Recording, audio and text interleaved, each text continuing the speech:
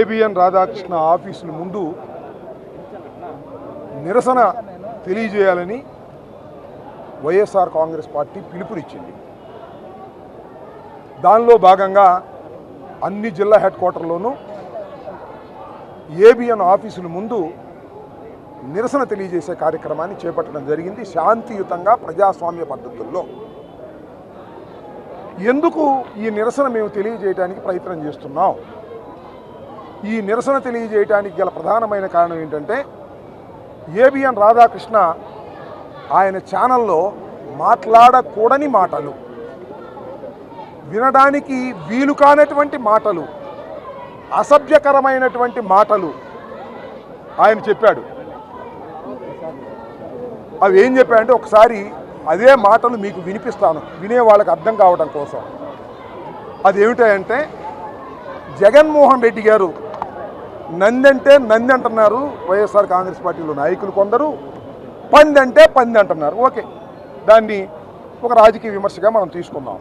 అక్కడి నుంచి దాటి ఎక్కడికి వెళ్ళాడంటే, వైఎస్ఆర్ కాంగ్రెస్ పార్టీ నాయకులారా, మీ భార్యలు కాదు అని అంటే, అవునండి కాదు.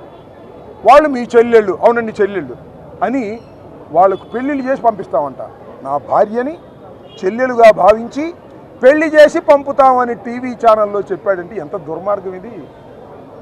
దీన్ని సహించాలా? దీన్ని క్షమించాలా? దీనికి నిరసన కూడా తెలియచేయకూడదా? నేను హైదరాబాద్లో ఆయన ఆఫీసు ముందు చాలా శాంతియుతంగా నిరసన తెలియజేశాం. దాడి చేశామన్నారు, ఇవాళ కూడా దాడి అంటారు. ఇవాళ కూడా చాలా ప్రజాస్వామ్య పద్ధతుల్లో నిరసన తెలియజేసే కార్యక్రమం చేస్తున్నాం. ఇంకోటి ఏమంటున్నామంటే, డిమాండ్ చేస్తున్నాం, అయ్యా నువ్వు క్షమాపణ చెప్పు అని. ఇవాళ నేను డిమాండ్ చేయను. ఐఎమ్ రిక్వెస్టింగ్ రాధాకృష్ణ, నీకు 70 సంవత్సరాలు వచ్చింది, పత్రికా విలేకరు అయ్యావు, సామాన్యుడిగా ఒక స్టింగర్గా బయలుదేరి యాజమాన్య స్థాయికి వెళ్ళావు. అది ఎందుకు వెళ్ళావో ఏమిటో అది వేరే కథ, దాని జోలికి నేను వెళ్ళదలుచుకోలేదు. నువ్వు ఒక తప్పుడు మాట మాట్లాడావు. తప్పుడు మాట మాట్లాడటం అనేది మానవ సహజం. ఒకసారి తప్పుడు మాటలు మాట్లాడతాం. నేను కూడా మొన్న మాట్లాడాను, క్షమాపణ చెప్పాను.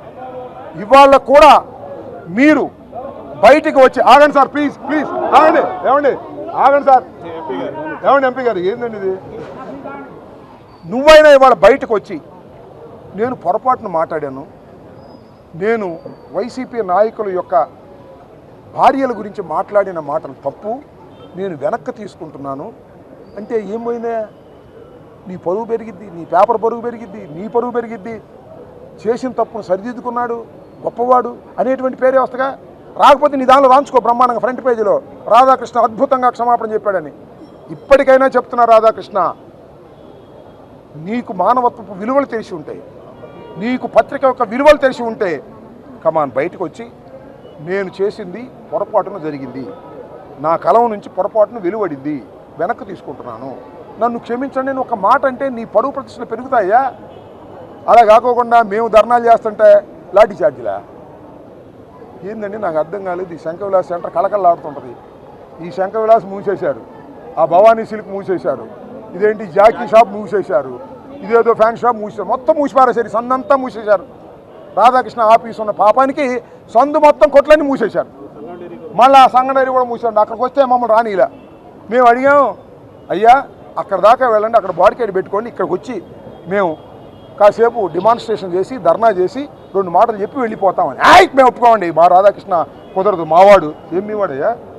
ఆ గంగా శ్రీనివాస్కి ఆలవాడంట, ఇంకో శ్రీనివాస్ వచ్చాడు, గంగా వెంకటేశ్వరు, ఇంకో శ్రీనివాస్ వచ్చాడు, బెల్లం శ్రీనివాస్ ఆలవాడంట, ఆ వంశీదేవి అక్కడ ఉన్నాడు. వీళ్ళందరూ ఏంది నాకు అర్థం కాలే, ఓవర్ యాక్షన్ ఎందుకు? ఈ మొత్తం మూసేశారే, మొత్తం అంతా చాలా పకడ్బందీగా చేశారే, శభాష్ బ్రహ్మాండం చేశారయ్యా, నువ్వు మెచ్చుకోవాలి, అభ్యంతరం ఏమీ లేదు, లాండ్ ఆర్డర్ కాపాడటానికి. అడుగుతా ఉన్నా, మా ఇంటికి వచ్చినప్పుడు 31వ తారీఖు నేనేదో పొరపాటున మాట్లాడని, నా ఇల్లు ముట్టడిస్తాము అని తెలుగుదేశం వాళ్ళు ప్రకటించారు. ఆ రోజు ఏమైంది పోలీస్ బందోబస్తు? ఏమండి ఆ రోజు ఎందుకు ముయ్యలేదు షాపులన్నీ? మా ఇంటి దగ్గరికి వచ్చారే, మీరు ఉన్నారే, పోలీసులు ఉన్నారే, ఈ గంగా వెంకటేశ్వర్లు ఉన్నాడు, మాతో పాటు లోపలికి వచ్చాడు, ఆ వంశీ ఉన్నాడు, అందరు తీసుకొచ్చారు, వీళ్ళే తీసుకొచ్చి మా కార్లు బాగలగొట్టారే, మా ఇల్లు బాగలగొట్టారే, నా ఆఫీసు బాగలగొట్టారే, నా భార్య పిల్లల్ని తిట్టారే, నన్ను కొట్టడాక వచ్చారే. ఆ రోజు ఏమైందయ్యా పోలీసులు? అది ధర్మమా? పెట్రోల్ బాంబులు వేశారే, ఇప్పుడు నుంచి ఎప్పుడు దాకా ఉన్నారు? ఇప్పుడు నుంచి ఎప్పుడు ధర్నా ఇంకా మేము ఇంకో 10 నిమిషాల్లో ముగిద్దాం అనుకుంటున్నాం. ఇప్పుడు నుంచి ఎప్పుడు దాకా ఉన్నారు? 5ంటికి వచ్చి 12:20కి వెళ్ళారు. అన్ని గంటలు 7 గంటల సేపు ఉంటే ఏమండి పోలీసులు కాకి బట్టలు వేసుకున్నారు, గుడ్డి గుర్రాలకు పళ్ళు అవుతున్నారా? లాఠీ ఇదిలేదే, ఇప్పుడు అక్కడ ఇదిలించారుగా లాఠీ మా మీద. ఏ రాధాకృష్ణ మీ వాడేనా? మేము మీ వాళ్ళం కాదేనా? పోలీసుల్లో కూడా ఈ వ్యవస్థ ఉంటే ఎలాగని అడుగుతా ఉన్నా. అంబటి రాంబాబు ఇంటి మీదకి వస్తే పోలీసులు ఏం మాట్లాడ దగ్గరే ఉంటారు, లాఠీలు పట్టుకుని ఉంటారు, ఏం మాట్లాడ పోలీసు బందోబస్తు ఉంటుంది. ఇళ్ళ మీద పెట్రోల్ బాంబులు వేస్తుంటే చూస్తూ ఊరుకుంటారు. కేసు కూడా పెట్టలేదు. మీ దుంప జగ కేసు పెట్టి అరెస్ట్ కూడా చేయలే. అందరి సంగతి తేలుస్తా. కేసు పెట్టని పోలీసు అధికారుల సంగతి తేలుస్తా. ఎవరైతే పెట్రోల్ బాంబులు వేశారో వాళ్ళ సంగతి చట్ట ప్రకారంగా తేలుస్తా. ఇంత విచక్షణ పనికిరాదు. నిష్పక్షపాతంగా వ్యవహరించండి. క్రైమ్ జరుగుతున్నప్పుడు అరికట్టడానికి ప్రయత్నం చేయండి. మేము క్రైమ్ చేయడానికి రాలా. మేము ఇక్కడికి చాలా శాంతియుతంగా వచ్చాం. బాధ్యత కలిగిన వాళ్ళం. 7 నియోజకవర్గాల ఇన్ఛార్జీలు వచ్చాం. మేము చెప్పాం, డిఎస్పీకి చెప్పాం. ఒక డిఎస్పీ చెబితే ఆయన దోశ ఇంకో డిఎస్పీ గారు వచ్చాడు. ఎందుకంటే ఆయన వేరే డిఎస్పీ, ఈయనేమో మన లోకేష్ గారి డిఎస్పీ. అందుకని ఆయన వచ్చాడు. పాపం అజీజ్ గారిని వదిలేశారు. ఆయన ముస్లిం అయినట్టుగా ఆయన వదిలేశాడు. మన లోకేష్ గారి ఎస్పీ డిఎస్పీ గారు వచ్చాడు. ఆయన అయితే ఒప్పుకోనండి, ఇక్కడ పర్మిషన్ ఏదన్నాడు. మీ పర్మిషన్లా నాకు అక్కడ కావాల్సింది. మొన్న ఉందా పర్మిషను? మా ఇంటి మీదకి వచ్చి వచ్చినప్పుడు పర్మిషన్ ఇచ్చారా? ఇవాళ పర్మిషన్ ఎవరు? ఏమైంది? ఇక్కడికి వచ్చామా లేదా? మేము తోసుకొచ్చామా లేదా? అవసరమా అది? మాతో ఉడంబడికి చేసిన ఇక్కడ రండి సార్ రాంబాబు గారు, 1 గంట 2 గంటలు చేసి వెళ్ళండి అని చెబితే ఎంత మర్యాదగా ఉండేది? మా పని మాదేది, మీ లా అండ్ ఆర్డర్ కాపాడిన వాళ్ళు అవుతారు. కానీ వాళ్ళు ఏం చెప్తున్నా నాకు అర్థం కాలే. ఏం అన్యాయం ఇది? నేను మరొక్కసారి చెప్తున్నా, పోలీసులు పక్షపాత ధోరణి వదిలి కొంత మేరకైనా న్యాయం చేయడానికి ప్రయత్నం చేయండి. అదేవిధంగా ఏబిఎన్ రాధాకృష్ణ తన చేతిలో ఛానల్ ఉందనో, తన చేతిలో పత్రిక ఉందనో అడ్డగోలు రాతలు రాస్తే ఇలాంటి నిరసన తెలియచేస్తారు ప్రపంచంలో అనేటువంటి భావన ఆయన కలగవలసిన అవసరం ఉంది. ఇప్పటికైనా పెద్ద మనిషిగా బయటకు వచ్చి క్షమాపణ చెప్పి నీ గౌరవాన్ని పెంచుకోవాల్సిందిగా మేము కోరుతున్నాం. ఇవాళ గుంటూరులో జరిగినటువంటి నిరసనే కాదు, ఇది అన్ని జిల్లాల్లో వైఎస్ఆర్ కాంగ్రెస్ పార్టీ పిలుపు మేరకు జరుగుతున్నటువంటి నిరసన. నిన్న అక్కడ కూడా వెళ్ళి చెప్పాం. ఇందాక చెప్తున్నారు దమ్మున్న ఛానల్ అంట. మరి ఇక్కడ దమ్మున్న ఛానల్ కనపడలే. మరి ఎందుకని? మరి ఏం దమ్ము నాకు అర్థం కాల. ఛానల్కి దమ్ము ఏంటి? బూతులు తిడతానికి దమ్ము, మా ఆడవాళ్ళని తిట్టడానికి దమ్ము. ఆ దమ్ము కావాలా? ఆ దమ్ము చాలా చిన్న యూట్యూబ్ ఛానల్స్లో కూడా పేరు ప్రఖ్యాతి లేని వాళ్ళు కూడా ఇష్టం ఏంటి తిడుతున్నారు. నన్ను తిడతారు, జగన్మోహన్ రెడ్డి గారిని తిడతారు, అమ్మాయిని తిడతారు, ఆయన తిడతారు, ఈయన తిడతారు, రోజు తిడతారు వాళ్ళు. వాళ్ళకి నీకేం తేడా? నీకు దమ్ము ఏముంది నాకు అర్థం కాల. నీకు దమ్ము లేదు, ధైర్యం లేదు. నిజంగా దమ్ము ధైర్యం ఉంటే నేను మాట్లాడిన మాటలు తప్పు అని చెప్పేటటువంటి అవకాశం ఉంటుంది. అలా చెప్పనప్పుడు దమ్ము లేని దద్దమ్మవు నువ్వు అని ప్రజలు అనుకుంటారనే విషయాన్ని ఈ సందర్భంగా నేను గుర్తు చేస్తూ, గుంటూరు పోలీసు వారికి మరొకసారి నేను హెచ్చరిక చేస్తున్నాను. మీరు పద్ధతి ప్రకారం వ్యవహరించడం లేదు. ఇది దుర్మార్గమైన పద్ధతి. పద్ధతి ప్రకారం వ్యవహరించేటటువంటి అధికారులు కూడా ఉన్నారు. వాళ్ళని పక్కకు నెట్టేసి ఈ గంగా వెంకటేశ్వర్లు, వంశీ, ఈ బెల్లం శ్రీనివాసరావు అంట వీళ్ళు వచ్చేస్తున్నారు ముందు. మీరు రాగానే మేము లోకేష్కు బంధువులం, మేము చంద్రబాబు బాగా దగ్గర అని వాళ్ళందరినీ నెట్టేస్తున్నారు. పాపం సిన్సియర్గా ఉండేవాళ్ళు పాపం వాళ్ళు ఏం చేయలేకపోతారు. ఎందుకంటే అధికారం వాళ్ళది కదా. అధికారం లోకేష్ది, చంద్రబాబుది,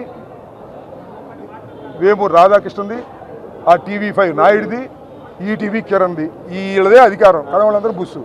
కాబట్టి మరొకసారి